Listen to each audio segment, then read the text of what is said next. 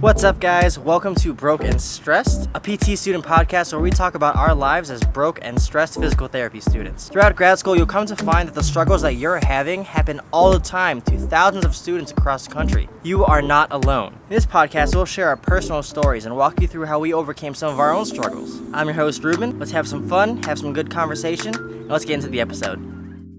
Hey guys, welcome back to Broke and Stressed. Welcome back to the podcast. Today we have my good friend Jay on the podcast. Say hello, Jay. Hey guys, how you doing? So Jay is actually not a physical therapist. He's a doctor of OT, occupational therapy. But Jay's story to me and being a good friend, he's definitely inspired me, and I think he has a lot of insight. Jay, thank you for coming on. Thanks for having me, man. I really appreciate you letting me tell my story and be here, man. Yeah, for sure, bro. So why don't you tell everyone a little bit about your background, where you went to undergrad, OT school rather, and then why you became an OT. All right, so my name is Jay Mannix. My undergrad degree is in psychology from the University of Illinois at Chicago, and then I have my doctorate degree from St. Ambrose University, Davenport, Iowa. I'm actually a new grad. I graduated in 2019, May of 2019. So I'm in my first year out in OT school. I work in a skilled nursing facility out here in Elgin, Illinois. And yeah, man, I think it's my first year out. So it's been a big learning curve. Just there's a lot of things in the work world that they don't really teach you in school. But I think I've had a great team to help me adjust. And yeah, man, I'm having a lot of fun with it now. So why don't you share a little bit of your journey from undergrad to grad school during that transition phase? I know everyone talks about, man, getting in is the hardest part. I was watching you firsthand. We worked together, and I was just watching you grind it out just to get into OT school. So why don't you talk a little bit about that part of your journey? So freshman year of college was like a lot of other people. I was completely undecided. Like a lot of Asian American kids, my parents just kind of hammered into my head, it's either you're going to do something in the medical field, you're going to be a lawyer, a doctor, or an engineer. There's pretty much no in between from that. So I really didn't know what I was going to do, man. I was undecided. So my first year, I just kind of messed around. And then sophomore year, I think I had declared nursing just to get something, in the way. My first semester of sophomore year went okay. I was cruising around with a 3.2 or something like that. But then my second semester of sophomore year, that's when I wasn't living on campus, and I completely tanked my GPA, man. I got a C, 2 Ds, and an F that semester just because I really wasn't even going to class. I was partying a bunch. College. Living the college lifestyle, bro. Relate to that. But yeah, man, that really I got a 0.9 GPA that semester. I remember it was so bad, bro. I couldn't even tell my dad or my parents. I remember that summer just being home, and then my dad just kept asking me yo, so what are the grades? What are the grades? Because I was on scholarship, on a full ride on an academic scholarship, and I didn't know what to do. I didn't know what to say, and then eventually one day my dad just came into our room and he was like, "You've got to be fucking kidding me," and he knew. It was so bad, dude. He didn't even yell. I wanted him so bad to just yell at me or something, but he was just so disappointed. And that he didn't even give you oh man. Yeah, dude, it was horrible. He didn't even raise his voice at me. It was just you got to get your shit together. It was so bad. Mm-hmm. Because he knew that my mom would just completely flip a shit on the both of us. Yeah, man, it was at that point I went from that 0.9 GPA. I went from a 3.2 or something like that, or 3.1 or something like that, to a 2.25 cumulative GPA, man. At that point, I had no idea what to do. I was living at the time with our fraternity brother, JJ. He was in OT school. He was accepted into Rush, and I think he was about to start. And I just remember just coming back to the apartment one day, after I had to have that talk with my dad, and I was just completely defeated. I just asked him, I was I have no idea what I'm doing with my life, man. Can you give me some direction? And that's when he, just kind of introduced me to the world of therapy. Because, he asked me what I wanted to do. And I knew I wanted to do something in the medical field. I knew I wanted to help people. I'm all about, health, fitness, and just living a healthy life and helping people recover. So it just seemed like the best fit for me. The only problem was now I had to decide whether I wanted to do OT or PT, right? It was kind of a hard decision for me. But I think, honestly, what the biggest drawing point was just being a realist, right? So I had a 2.25 GPA. And I remember sitting down with JJ and looking at the classes for OT and PT recs, prerequisites. And like just looking at my GPA and like knowing myself, I was like, bro, there's no way that I'm going to be able to do like orgo and calc and all that stuff. And I just thought that was pointless. Like me, if I know it's not going to be relevant to what I'm doing, like I'm not going to like be focused, as I'm sure a lot of people are. So like, at that point, I was just like, all right, dude, whatever. I'll just do OT. And so I shadowed it around. I got a decent amount of hours. I went around to like Marion Joy, UIC, and I found out what it was about, and I really liked it, man. I got a job at Athletico working with you as an aide, so that was pretty cool. That helped to broaden my horizons. At that point, I had a plan. JJ helped me to map out my classes and decide like what I was going to be doing, like how I would get into OT school. So at this point, bro, like I'm at like the bottom of the barrel, right? Like I'm at like rock bottom. I got like a 2.25 GPA. I'm looking at all these grad schools, and everyone's like, bro, you need like the minimum requirement is like a 3.25, and like every kid that's getting accepted is like 3.5 and above. So like I really had work cut out for me, man. It was hard. I think the hardest part of that whole journey, I mean the hardest thing to get over was just like being able to like face myself in the mirror and like realizing exactly where I was. Like, you know what I mean? Like I saw where I wanted to be, but you can't start your journey without knowing exactly where you are. You know what I mean? You have to build a strong foundation before you can have like a good building. You know what I mean? So that for me was like looking at Blackboard. You know what I mean? Looking at that grade, that was just everything, man. Like I think for so many people that's just so hard because it's just like admitting to yourself like how bad the situation is. I mean, I was doing this, and I'm sure other people were too. But like you know that it's bad. Like of course you know that it's bad, but you don't. You kind of like lie to yourself a little bit, saying, if I just show up for this test, if I get a B here, like I should be able to pass it, right? And you just kind of like loosely track it and hope for the best. And dude, that's like what screws you. You know what I mean? I'm really big into working out, and the analogy I use all the time is like, if you've never like worked out before and you want to like go in and bench 225 or you want to squat 315 or something like that, you can't just be like, all right, I'm gonna throw like 185 on because that looks like it's a decent weight, it's a respectable weight. No, dude, you have to like build that strong foundation, like. In terms of that analogy, you have to look at what your numbers are and then just start slowly building from there. I translated it to, meeting with my TAs, seeing what I could do to make up missing assignments or what I could do to, come into office hours to understand the subject better, man. And I think that's what's really hard for people, just like starting. It's for you. At the end of the day, man, like I think what really helped to drive me was like my parents always told me like these two things. They were like, we could always want the world for you. I can want the sun and the stars for you. I can want the best for you. But it literally means nothing unless like I want it for myself. Because it's at the end of the day, my parents have done everything that they can up until this point. Like they have a house, they have their jobs, they did everything, they got their dream. So this is like, once they're gone, like it's really on me. This is for my benefit only. That's what a lot of people, forget. They get so driven by like, oh, this person wants this for me, this person wants this for me. But, figure out what it is you want. And, like, you have to really dig within yourself and say that, that you want this. That's how you can start your journey. And then the other thing my parents taught me was just like, you either pay now or you pay later, but you always pay in life.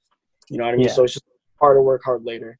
So just for that, and like in the Laos community, my parents always told me stories about like how when they immigrated here, they were surrounded by a lot of like their friends who just were comfortable, right? Like just hanging out all the time and just being comfortable hanging out with each other and never really forced themselves to grow. And they didn't make the effort to really expand their horizons. So they just ended up playing around so much. And then later on in life, when they had eventually settled down and had kids, they had to work like 2 or 3 jobs, later on because they weren't well prepared for it later.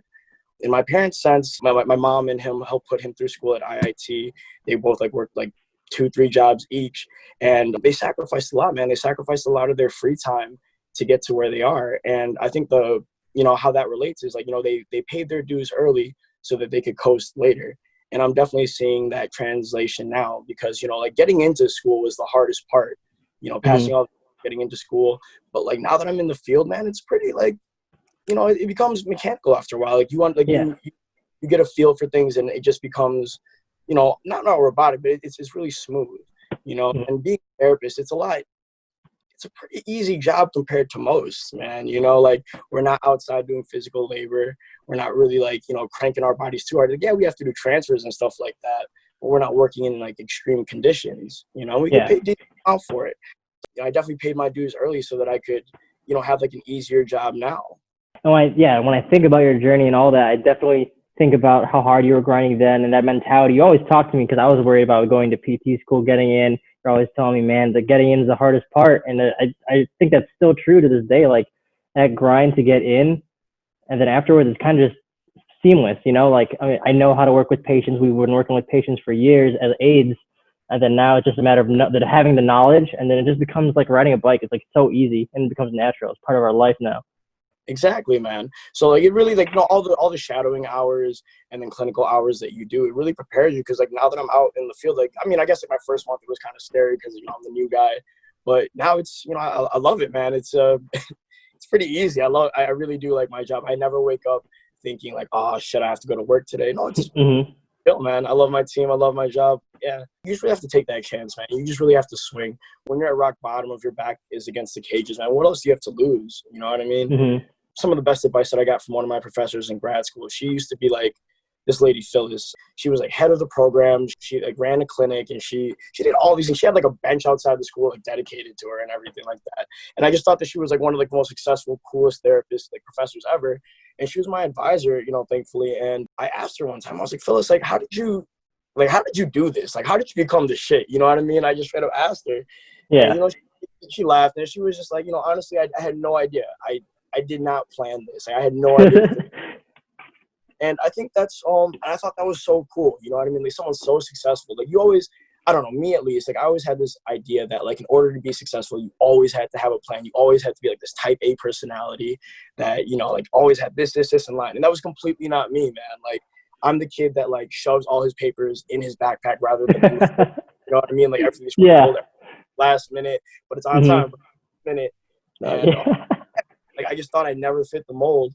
And here, this lady that I look up to just told me like, I didn't have a plan. All I did was just tried my hardest in whatever it was I do, whatever it was that time, and that'll like always translate to your next step. You know what I mean? For sure. Keep going, and then eventually you'll find it, man. One of the biggest things about like people in our generation is like, people get so caught up in this idea that like, I have to get this job that I absolutely love. I have to love it 100%. Otherwise I'm not going to be happy for the rest of my life. And like, I think that's what, screws people in college. People like study these majors that, they have interest, but it doesn't like translate to anything like lucrative later. So I think like the suggestion that my dad had for me for that was, cause I was always, at first I was complaining like, I didn't really go with the flow. I was like, Dad, like, what if I don't want to be in the healthcare field? Like, what if I want to be like an engineer or a lawyer or anything? Like, I wanted to be a teacher at one point, man. Oh, I didn't know that. Yeah. But my dad was like, at the end of the day, I mean, this advice might not jive with everyone, but like, this is what he told me and what I go by. And it's like, you have to be able to support yourself and you have to be able to support your family if you, so choose to have one. And, you have to be able to pay the bills. Like your passion doesn't pay the bills, unfortunately. You know what I mean? So it's always important to have a safety net. You know what I mean, man? Like if you're single and you're planning to be single and just doing you have no one relying on you, then yeah, man, for sure. Like you can go, do whatever it is you want to do. Like you could live check to check. Like no one, it's just you. So whatever. But like, if you want to have a family or if you have a kid right now or anything like that, I mean, I don't have any kids, but if you have anyone that relies on you, I think it's important to have a safety net, man. Yeah, you should always have a safety net because I don't have to do this for the rest of my life. You know what I mean? But now I have this like under my belt, like, you know what I mean? Like say I want to get into business, you know what I mean? I've always been into business, or if I really want to be a teacher, I could go, start a business. I could go be a teacher. But if that flops, I can always come back to being a therapist. You know what I mean? Like, you make good money. Like, so I think that's what a lot of people lose sight of. They think that like, all right, I studied this is my job, this is what I have to do for the rest of my life. No, man, you don't. But it's just like now you have a safety net. You don't have to worry. So currently you said you work at a skilled nursing facility and then you just picked up a new job, right? A part-time job as well. So want to talk about that a little bit? Yeah, I'm working home health with our fraternity brother JJ, man. He just hired me up. Yeah, man, just doing it for just a little bit of extra side hustle, being a new therapist. I feel like I have all this energy now. I have all this time and all this energy now. Why not just, add this on while I still have the momentum? I think it's a great way to, add extra money to pay for like my loans and still keep up with my habits, Yeah, for sure. To add on to that even further, do you have like a 5-year, 10-year plan? Like in terms of, you said you might want to look into business, or like, do you have a concrete idea in your head of like what you want to do in the future, or like what the next move is?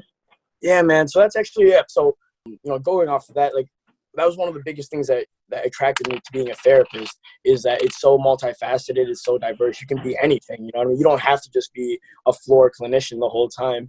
Well, the two options that I'm looking at right now are like being a facility manager, you know, I mean, like the head therapist of a building, you know, like the DOR, or just being, or you could get into like prosthetic sales. I was looking at that as well, where you can fit, customize, and, you know, sell prosthetics as an OT. So those are the two avenues that I'm looking at right now. You know, there's two different sides that go with it. You know, the business side is always, you know, it's go, sell. You got to, you know, go from place to place. But then, you know, if you do facility manager, I have to, you know, really work on knowing the different attributes of each of the teams that I'm working with in the skilled nursing facility. So I'm kind of at a crossroad between that right now, man. I'm trying to see where I'm trying to take my career from right now, because I don't want to be a floor therapist forever.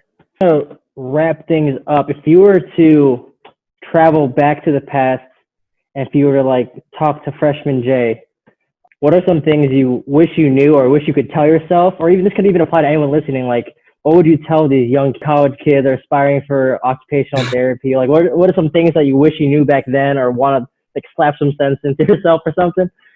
Man, honestly, just be humble and know that it's always an opportunity to learn. You know what I mean? Like, you never really get a loss, you just get a lesson. And just honestly to breathe, man, just to take these 3 deep breaths before you do anything. You know what I mean? Just to take a second to align yourself and focus, and just keep moving. It'll be okay. It's, you know, we're young, still got all that motivation, all that energy, all that time. There's no reason to doubt yourself, man. You know, we're here in America, you know, got all this freedom, doing all these things. All this opportunity. You know, my parents came here as refugees, so like I just feel like everything that I have is a blessing. So I mean, just to make things short, man, to wrap it up, I'm ranting, sorry. No, you're fine. You know, just take those 3 deep breaths, man. It'll be okay, just to believe in myself. Honestly, it sounds so cliche, but you know, to everyone, man, just really believe in yourself. Yeah, that's awesome, bro. Thank you again. Like, I don't know, I've already said this a couple times in this podcast, but like, you are a big inspiration to me. And like, even if you look at, like we said, we're in a fraternity together, even the younger bros, they look up to you a lot, and they're like, man, I want to be at where Jay's at right now. He's just living his life. He worked hard. Now he's just living life to the best, you know? It's fucking awesome. Hate that. Yeah, bro. And then to kind of end things off on like a positive note, or like goofy kind of note, why don't you tell us about a time or like some embarrassing moments that you had in Iowa during OT school? Did you have an embarrassing moment or something that really stands out? Well, man, in school, I was always, I was kind of like an oddball in my class, right? Like, there's a lot of type A people in my class, so I was always like, if class started at 9, bro, I'm in there like right at 9. But the most memorable moment would be like Professor Erin, man. She had us doing like a yoga class, just to like see the benefits of yoga and what it could do for our patients in terms of like mindfulness and breathing and all that. And I remember it was like during like finals week or something, but I wasn't getting that much sleep. And it was like we were in the middle of the session and we were doing like some like pose while we were lying down, and I just started snoring so loud, bro. Like you know how I snore. Like it's fast dog. So like it was. Everyone just kind of like stopped and everything went quiet, and like I just woke up and everyone was just kind of like looking at me laughing. So that was probably the most embarrassing thing that I can remember right now. Dang, man, that's so funny. Same old Jay, bro. Same old Jay. Do it, bro. You ain't got to be no type A to make it, man. You just got to work hard. Yeah, you still made it, bro. You still made it. Everyone can talk all this, but you made it. It's like, man, as long as you back it up, bro. You can talk that talk, just you make sure you can back it up. That's all. Yes, sir. Well, thank you, Jay, again, for taking the time to meet with me and talk with me and tell everyone about your story. Like I said, super inspiring. Hopefully everyone listening can just be a little bit inspired by it and just not give up on, if they want to pursue something, just got to go after it. Exactly, man. This is for you. This is for nobody else but you, so you got to want it for you. For sure, man. Thank you guys for listening, and then I'll catch you guys in the next episode. All right, thanks a lot, guys. Bye. Thanks, guys, for tuning in to today's episode of Broke and Stressed. If you enjoyed the podcast, make sure to smash that follow or subscribe button to get notified whenever new episodes are released. If you want to connect with me on social media, you can find me on YouTube or Instagram. Thanks again, guys, for tuning in, and I'll see you next time.